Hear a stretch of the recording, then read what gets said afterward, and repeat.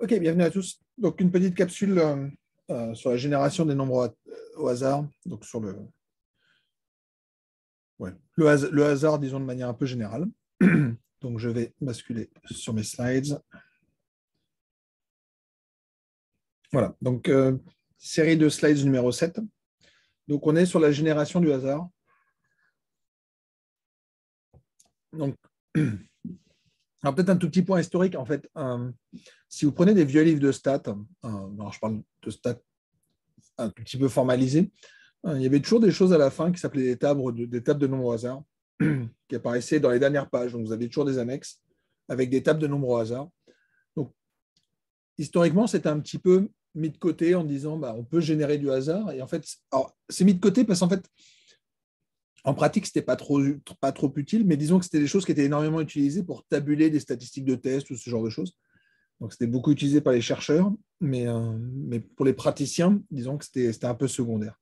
Il s'avère qu'en fait, on peut faire pas mal de choses si jamais on sait générer du hasard. Et c'est un petit peu ce que je vais vous raconter dans cette capsule où je vais peut-être un peu sortir du cadre standard des cours de stats, mais pouvoir générer du hasard, encore une fois, ça sera pratique parce qu'on pourra générer des choses. Mais en particulier, moi, quand j'ai généré par exemple, pour vous illustrer le théorème central limite ou la loi des grands nombres, je tire des échantillons de pile ou face. Okay, donc ça peut être pratique, en tout cas, pour voir des choses. Et on le verra en particulier pour les tests où on se dira qu'est-ce qui se passe si une hypothèse est vraie.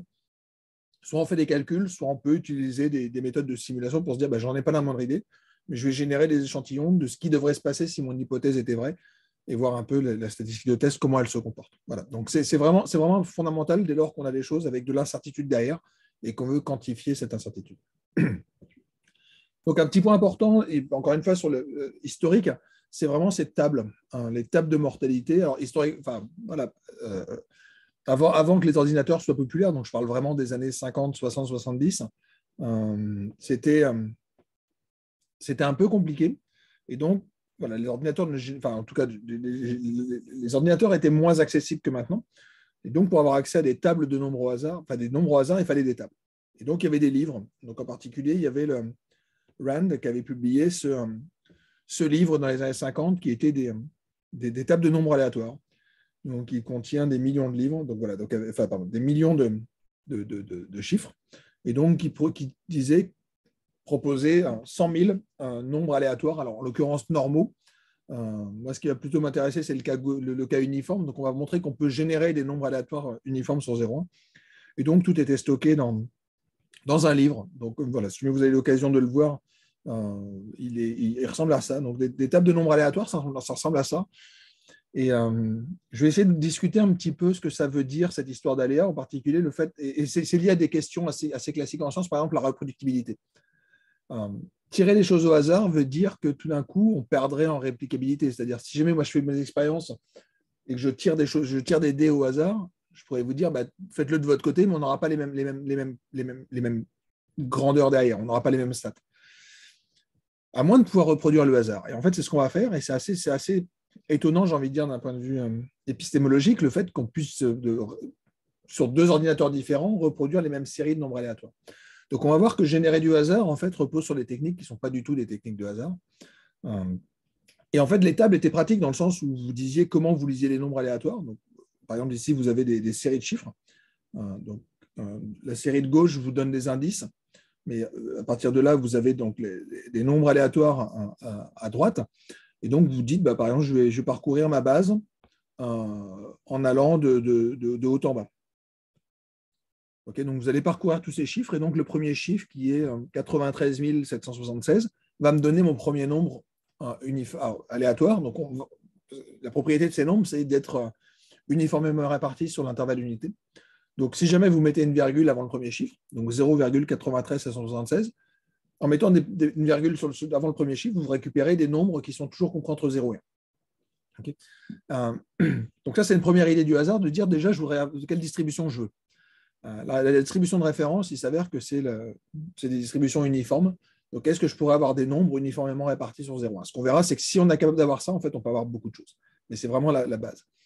L'autre point, c'est la deuxième propriété de ce qu'on va demander dans des nombres au hasard, c'est une propriété d'imprédictibilité. C'est de vous dire, OK, j'ai obtenu un premier tirage, pensez à un pile ou face. Okay. Si jamais vous avez obtenu pile, face, pile, si jamais je vous demande ce que vous devriez avoir, après, vous devrez me dire j'en sais rien. J'en sais rien parce que c'est tiré au hasard. Okay. Donc, le vrai hasard, proprement, devrait reposer sur des notions d'indépendance entre les tirages. Okay. Et c'est effectivement ce qui est demandé. Donc, les tables, je vais vous expliquer un peu d'où elles sortent. Hein, mais voilà. L'idée, c'est que le fait que j'ai obtenu 0,93 776 me donne strictement rien sur la valeur suivante. Okay, il s'avère que la valeur suivante, c'est 0,32 866, mais j'aurais pu obtenir autre chose. Okay. Donc, il y a une notion d'indépendance entre les tirages et une notion d'uniformité. Voilà. Donc, c'est ça qu'on va un peu discuter ici. Alors, pour ceux qui sont curieux, je vous conseille d'aller voir éventuellement la page Amazon du livre. Vous avez des commentaires qui vous expliquent qu'il y a des typos, qui vous expliquent qu'ils voudraient une version audio du livre. Voilà. Mais historiquement, voilà, c'était ce genre de choses qui étaient utilisées. Là, je suis juste sur la page 3, il y avait quand même ça, il y a comme ça 200 ou 300 pages. Donc, les nombres au hasard, c'est vraiment ça. Alors, comme le dit de manière assez judicieuse Dilbert, c'est assez dur de savoir ce que c'est que des nombres aléatoires.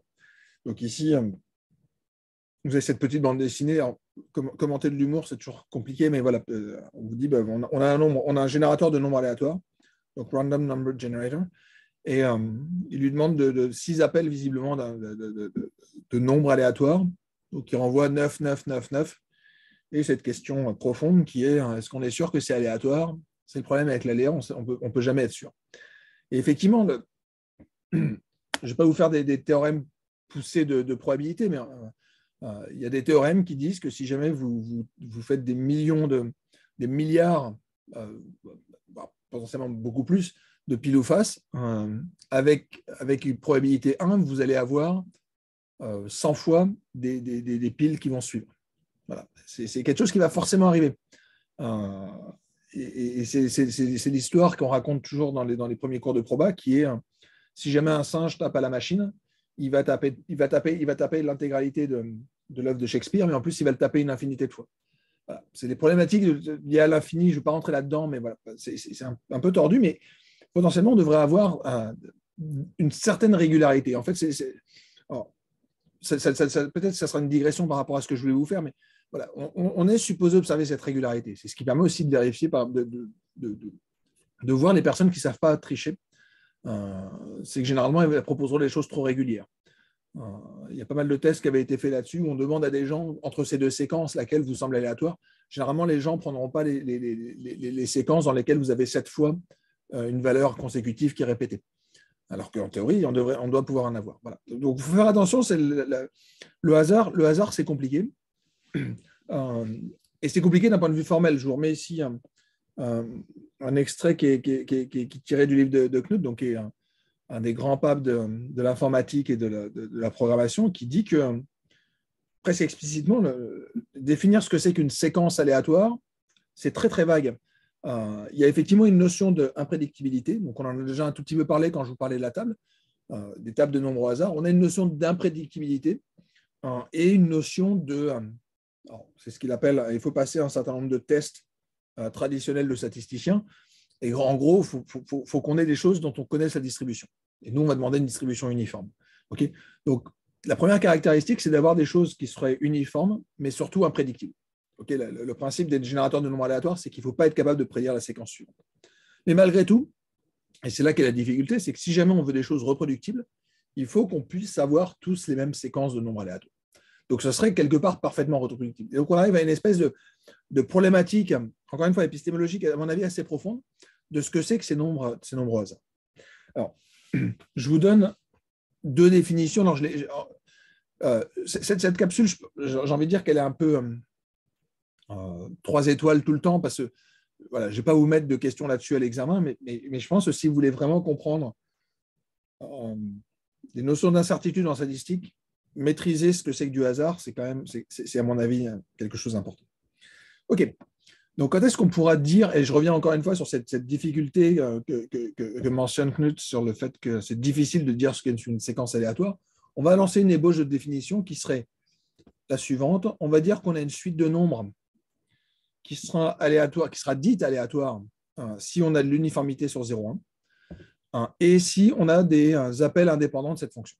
Okay, donc, on va créer une fonction, alors c'est celle qui va s'appeler dans la plupart des logiciels une fonction random. Okay, donc, faire des appels de cette fonction-là vous donne des nombres aléatoires donc, qui sont uniformément répartis sur 0, 1. Donc, vous allez avoir des nombres compris entre 0 et 1, et vous allez avoir, pour faire simple, l'uniformité, c'est quoi? C'est de dire la probabilité, quand on est uniforme sur 0, 1, on a 10% de chance d'être dans une bande de 10%. Okay, donc, on a 10% d'être entre 0 et 0,1. On a 10% de chance d'être entre 0,1 et 0,2. 10% de chance d'être entre 0,37 et 0,47. Donc, si vous prenez une bande de longueur 0,1, entre A et A plus 0,1, vous avez 10% de chance de tomber dedans. C'est un peu ce que raconte cet histogramme ici. Okay, donc encore une fois, l'histogramme est une manière de visualiser des densités. Donc, on devrait avoir à peu près, c'est ce que ça montre ici, 10% de chance d'être compris entre 0 et 0,1, 10% de chance d'être entre 0,4 et 0,5. Donc voilà, on a toujours 10% de chance. C'est ce que je raconte avec cette formule, alors qui en fait est une espèce de loi des grands nombres qui consiste à dire que la fréquence empirique d'observation comprise entre A et B, ça doit être la longueur entre A et B. Donc la proportion d'observation qui est comprise entre 0,4 et 0,5, comme la longueur est de 0,1, vous devez avoir une proportion d'observation qui est comprise entre 0,4 et 0,5 qui doit être de l'ordre de 10%. Okay. Si jamais vous n'avez pas ça, donc cette espèce d'uniformité, normalement comme ici j'avais dû générer 1000 valeurs, donc on doit être à peu près autour d'une valeur constante. Encore une fois, l'uniformité veut dire que votre densité est constante. Ça veut dire que quand vous faites un histogramme, vous devez être constant sur des blocs de même taille. Donc là, c'est la première condition, c'est cette uniformité, donc, que je traduis en disant que la proportion des observations qui sont comprises entre A et B doit être égale à la longueur de l'intervalle AB, c'est-à-dire B-1. Le deuxième point, c'est une notion d'indépendance. Donc cette notion d'indépendance, elle me dit quoi? Elle me dit que si jamais je fais 2 appels consécutifs entre UI et UI plus 1, dans ces cas-là, je dois avoir de l'indépendance. Mais de manière plus générale, entre UI et UI plus K, je dois aussi avoir de l'indépendance. Alors, il existe un outil en statistique sur lequel je ne passerai pas trop de temps parce qu'on ne fera pas beaucoup de séries temporelles, mais c'est ce qu'on appelle un autocorrélogramme qui consiste à mesurer la corrélation entre UT et UT plus K. Okay, donc par exemple, ici, je mesure la corrélation, donc si je me place en 10, entre, ici je mesure la corrélation qui existe entre UT et UT plus 10. Okay, donc je regarde à quel point est-ce que les données sont observées avec la valeur qui est 10 en avant ou 10 en arrière. Okay, comme il y a une symétrie, on a le droit d'aller 10 en arrière. Okay, donc je mesure cette corrélation pour tous les T possibles. Et donc si jamais je demande de l'indépendance entre tous mes appels, je devrais être à peu près nul. Et c'est ce qui est quantifié ici. Vous voyez ici les valeurs des corrélations empiriques et on voit qu'effectivement, on est relativement proche de 0. On a des bandes de confiance. Encore une fois, je n'ai pas encore fait des intervalles de confiance, mais voilà, on est dans la bande de confiance. Et donc, on admet que toutes nos valeurs sont nulles. Donc, effectivement, les valeurs numériques que j'ai utilisées ici sont peuvent être supposées, en tout cas, non autocorrélées. Donc, une variable n'est pas corrélée avec son passé ou pas corrélée avec son futur. D'accord? Donc, c'est ça que ça raconte. Alors, formellement, si jamais je veux le faire sur des problématiques de loi uniforme, ce que je suis juste en train de vous dire, c'est que la probabilité pour que UI et UJ appartiennent respectivement à un intervalle AB et CD, si jamais j'étais indépendant, dans ces cas-là, je devrais avoir le produit. Et donc, j'aurais la probabilité pour que UI appartienne à l'intervalle AB et pour que UJ, donc je multiplie par la probabilité pour que UJ appartienne à l'autre intervalle. Okay. Et là, j'utilise la propriété précédente qui est comme je suppose que je suis uniforme, je vais récupérer B-A multiplié par D-C. Okay. Et ça doit être vrai pour tout cas. Okay. Donc, si jamais j'ai des valeurs UI, UJ, alors en théorie, ce serait du N étoile. Okay. Donc, si jamais je prends un K qui est différent de 0, d'accord, donc si jamais je me place avec un écart de 2, okay, si je veux vérifier qu'il n'y a pas de cycle, par exemple, donc qu'il n'y ait pas quelque chose qui boucle toutes les 2 observations, dans ces cas-là, il faut que je demande effectivement à ce qu'il y ait cette propriété, donc de probabilité du produit, la probabilité d'un couple, c'est le produit des probabilités. D'accord?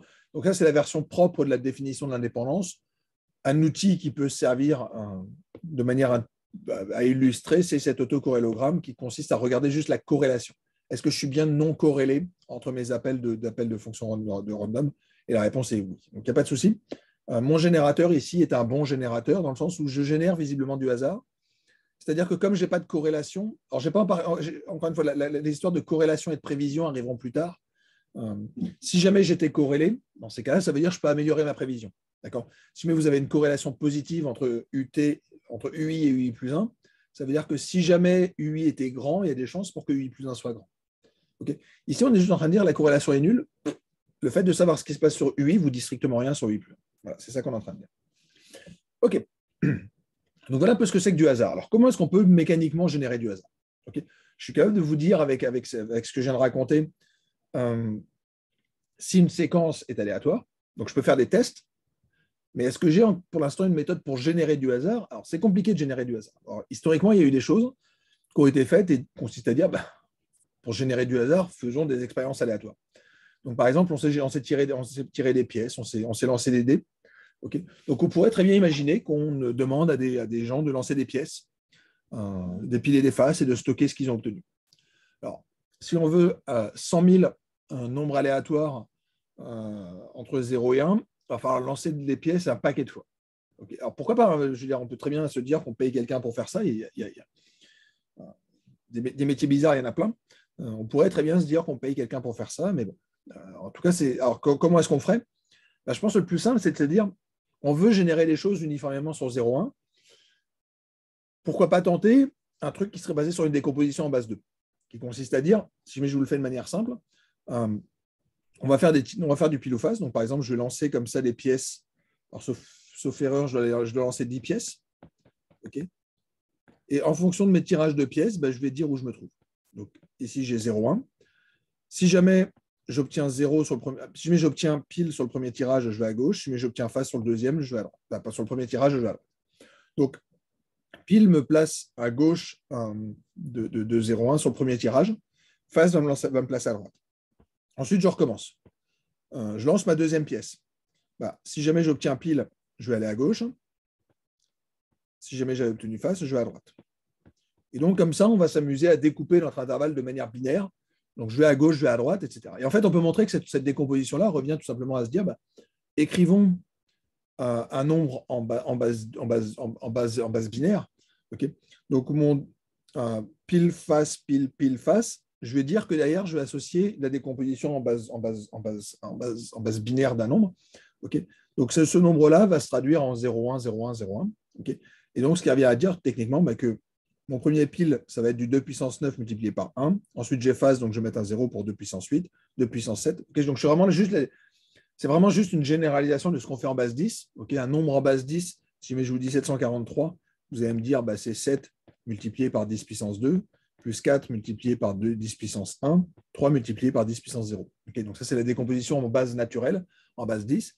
Nous, on le fait en base 2. Voilà, donc, c'est l'écriture binaire, encore une fois, qui est largement utilisée en informatique. Et donc, on va récupérer comme ça des nombres qui, sauf erreur, doivent être compris entre... Alors, en utilisant cette méthode-là, le plus petit doit être 0. Okay, 0, ce serait le cas où j'ai obtenu uniquement des faces.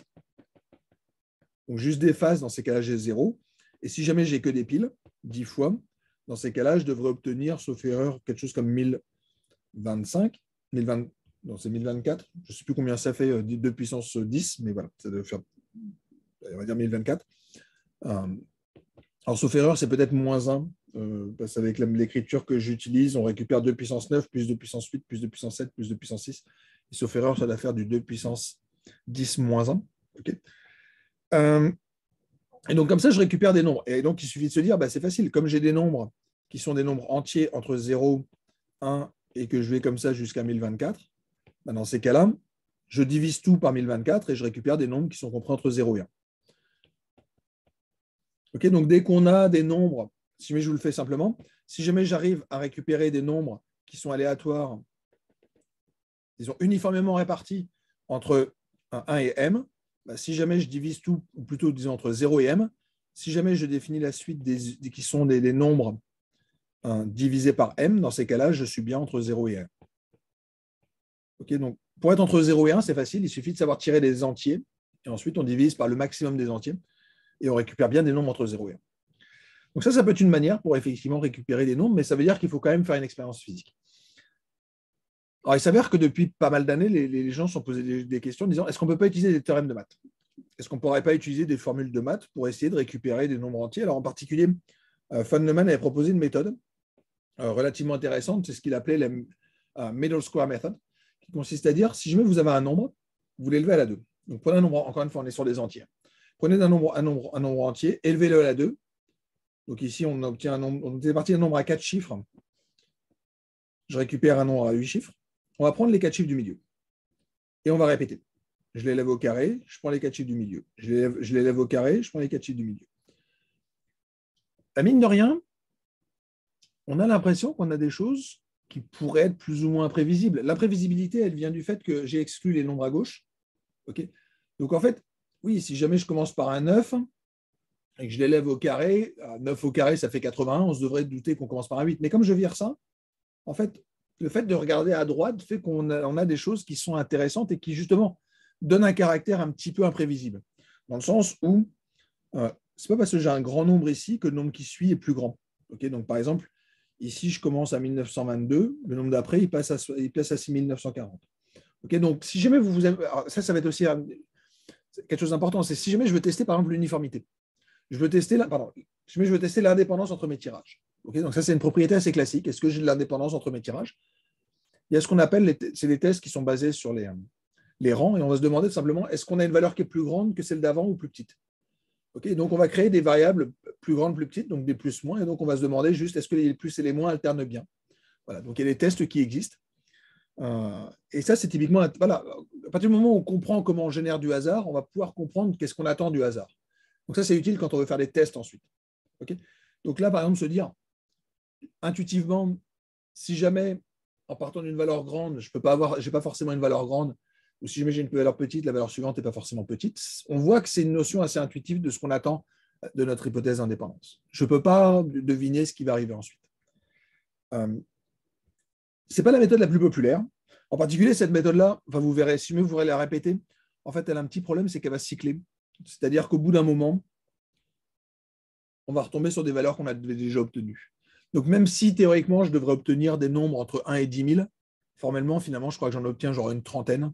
Donc, assez vite, on finit par boucler. Donc, ça ne marche pas. Ça ne marche pas parce que ce qu'on demande, c'est que la valeur à la date T soit indépendante de la valeur à la date T plus K. Boucler, ça veut dire qu'au bout d'un moment, je reviens à la case départ. Et donc, je vais revenir à la case départ toujours avec le même cycle, en fait. Je vais avoir des séries de nombres que je vais générer avec un cycle. Et ça, j'en veux pas. J'en veux pas parce que ça veut dire que je n'ai pas généré vraiment du hasard. D'accord? En particulier, j'ai des choses qui sont prévisibles. Si vous voulez vraiment penser à ce que c'est du hasard, dites-vous que vous générez un outil qui pourrait être utilisé par un casino ou par l'Auto-Québec ou n'importe quoi. Il faut que ce soit vraiment imprévisible. Okay, si je mets c'est prévisible, il y a un souci. Vous n'avez pas vraiment créé un générateur de nombres aléatoires. Donc, Feynman, c'est mignon. C'est mignon parce que c'est, je pense, une des premières avancées où on commence à dire, en fait, on n'est pas obligé de mécaniquement créer un générateur de nombres aléatoires physique. On peut le faire en faisant des résultats de maths. En fait, il y a un autre résultat. C'est ce qu'on appelle les générateurs congruentiels. Et j'en parle, alors je vais être très superficiel, mais en fait, c'est ce qui est utilisé dans quasiment tous les ordinateurs. Donc, c'est ça que je vais vous présenter. L'idée est relativement simple. Pas simple. Elle repose sur l'idée qu'on va créer une suite linéaire. D'accord? Donc, une suite qui va être liée à la valeur précédente, donc une suite récurrente, où je vais dire que si jamais vous me donnez xn plus 1, je vous donne la valeur suivante. Donc, c'était un peu ce qu'on avait avec Feynman. On disait, vous avez une valeur, vous allez chercher la partie du milieu, vous l'élevez à la 2, vous récupérez la valeur suivante. Donc, la valeur que j'avais en I plus 1, elle dépendait de la valeur que j'avais avant. Et donc, comme ça, de manière itérative, on crée notre algorithme. Donc, on garde cette idée de mécanisme itératif, essentiellement parce que si jamais j'ai une suite comme ça qui est définie de manière récurrente, elle est reproductible.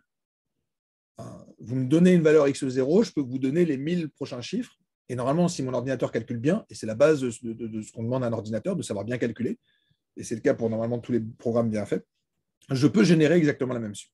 Okay, donc le problème de la suite, c'est que ça a l'air d'être un peu trop déterministe, sauf que on peut avoir des propriétés, en particulier avec ces histoires de ce qu'on appelle du modulo.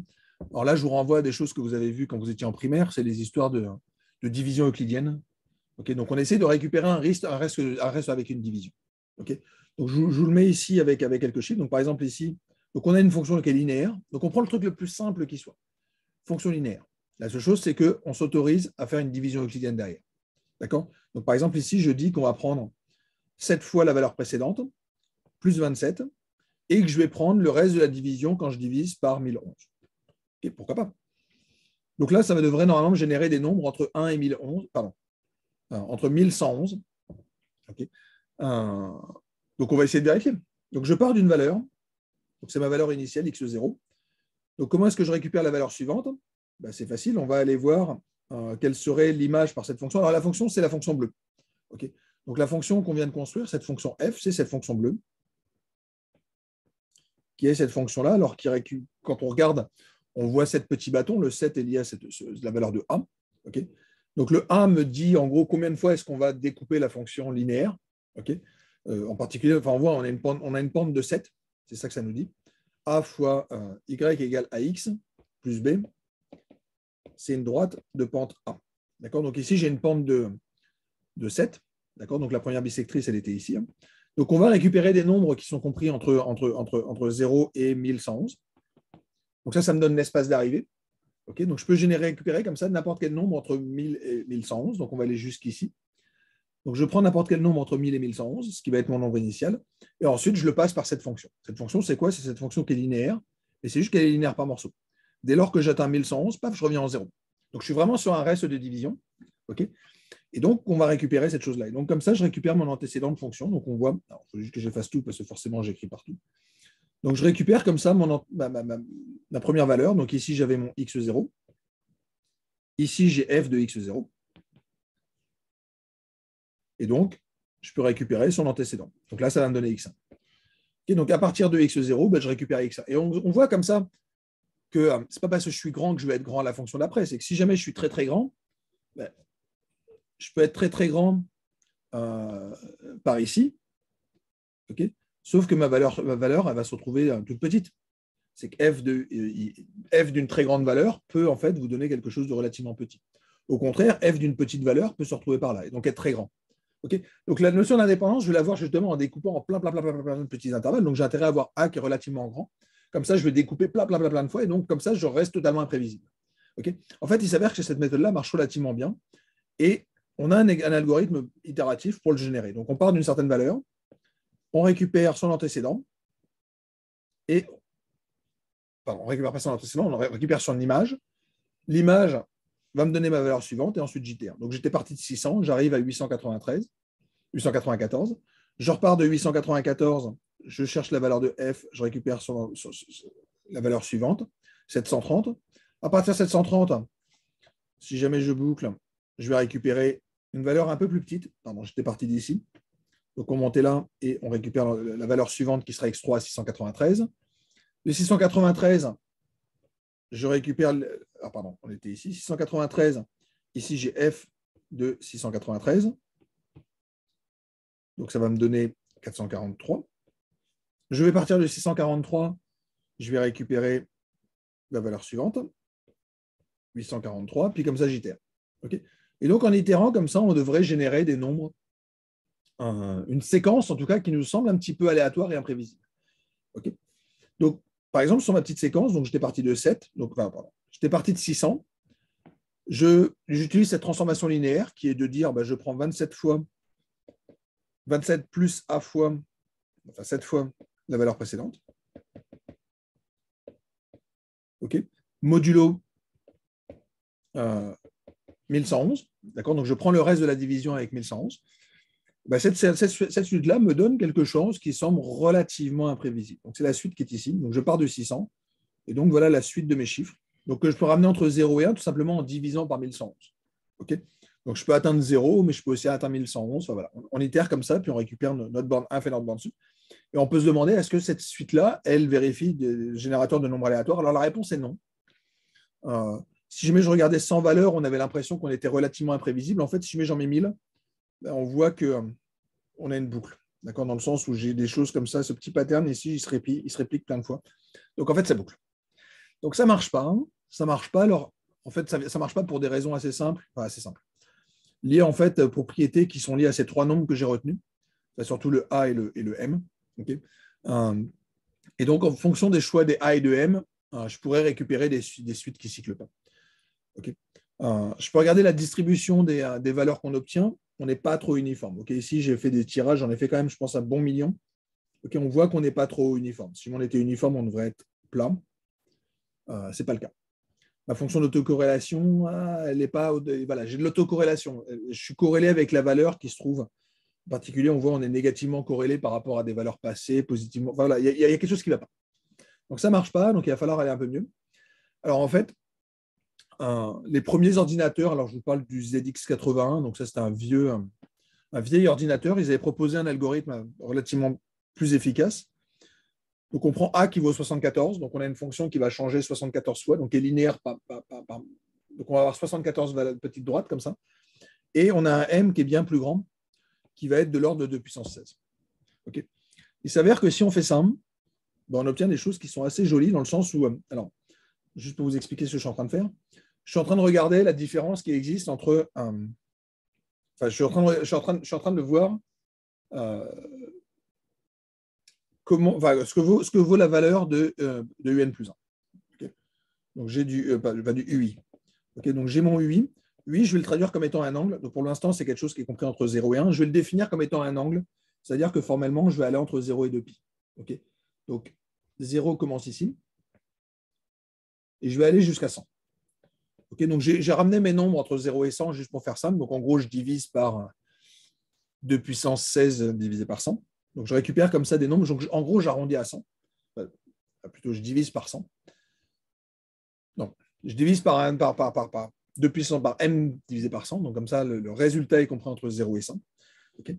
Et donc, ça va m'indiquer une direction dans laquelle je vais avancer. Donc, je vais faire une marche aléatoire dont l'angle sera UI.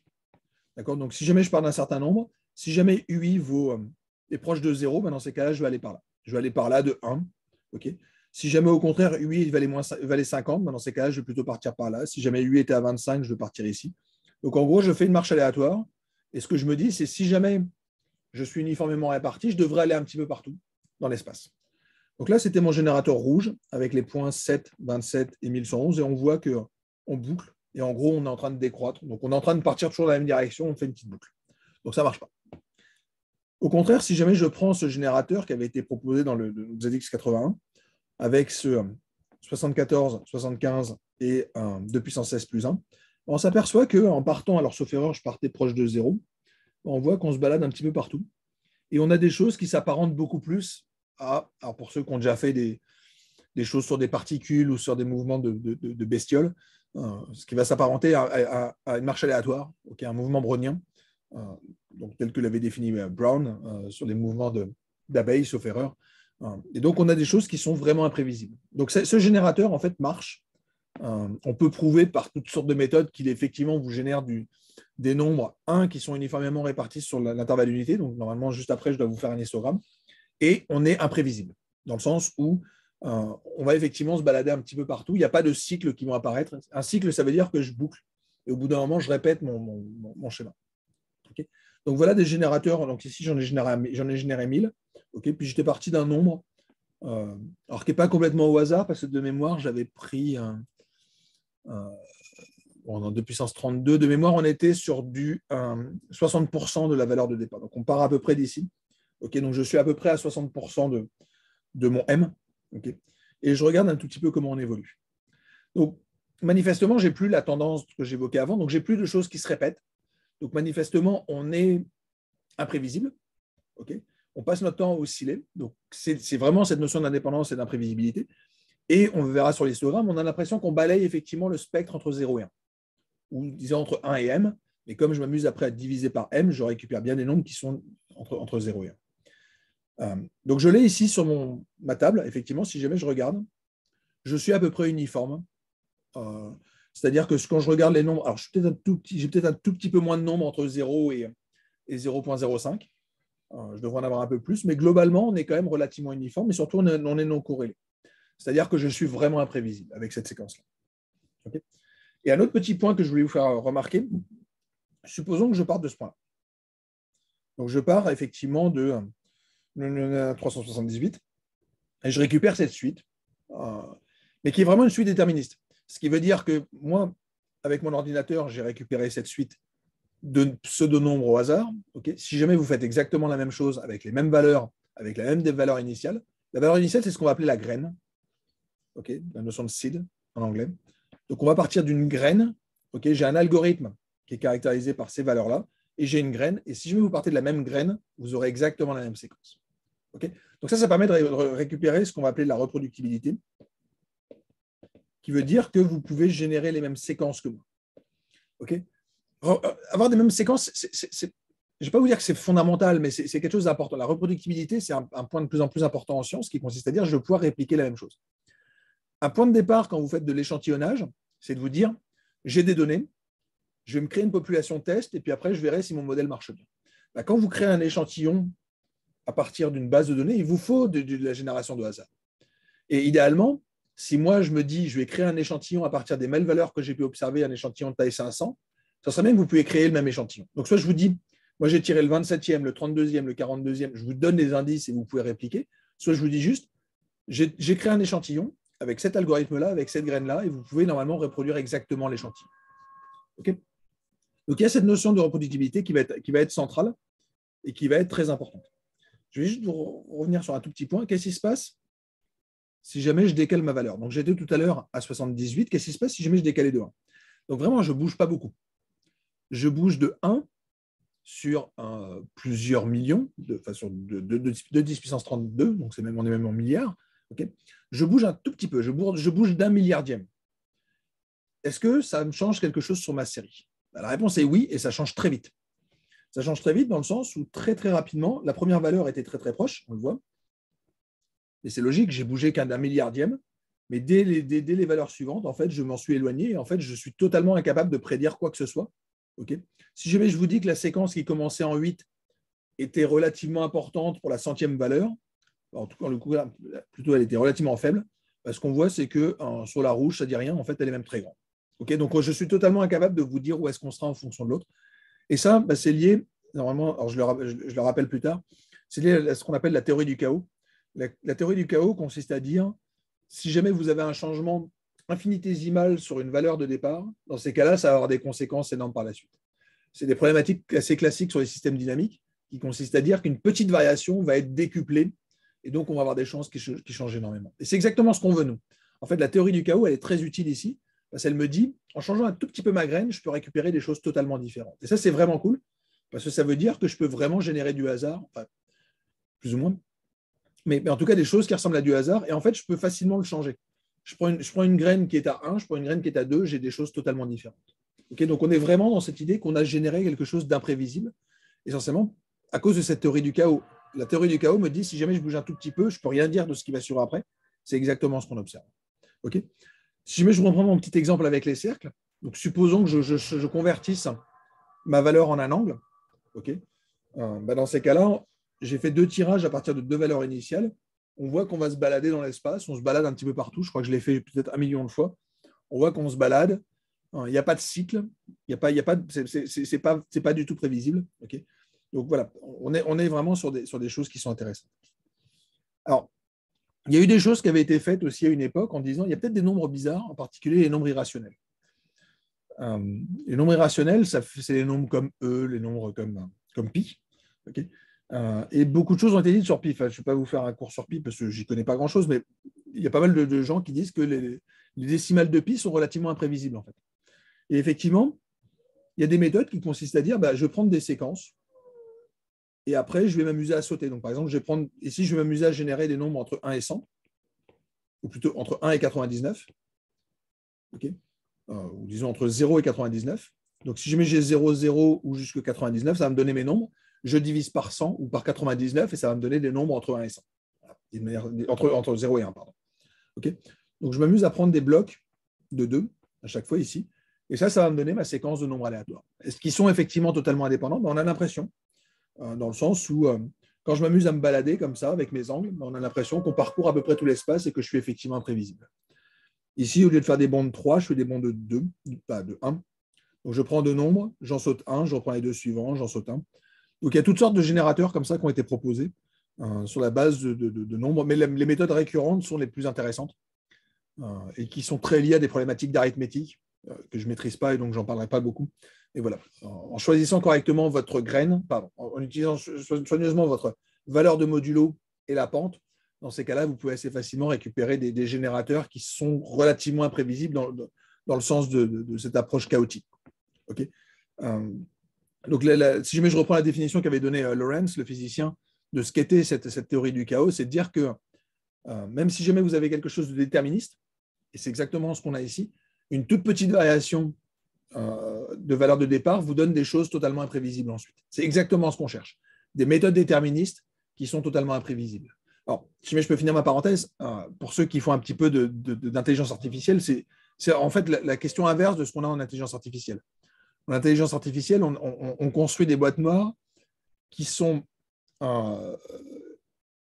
n'arrive pas à interpréter, okay, mais qui prédisent très très bien. Donc, interpréter et prédire sont deux concepts assez différents. Les boîtes noires d'intelligence artificielle vous donnent des très bonnes prévisions qu'on ne comprend pas pourquoi. Donc, on ne sait pas pourquoi un classifieur d'images reconnaît des chiens, des chats, des vélos et des voitures. Les prévisions marchent très très bien. Ici, c'est le contraire. Je comprends parfaitement comment fonctionne mon algorithme. C'est purement déterministe, sauf que je suis totalement incapable de prédire quoi que ce soit. Okay, donc, on a vraiment ces deux visions un peu antagonistes de ces questionnements autour de l'interprétation, de la compréhension de ce qui se passe et de la prévision. Prévoir et comprendre sont fondamentalement deux choses très différentes. Okay, je fais une petite pause et puis on reprend juste après pour une autre capsule sur les générations de nombres 1 au hasard et leur utilisation.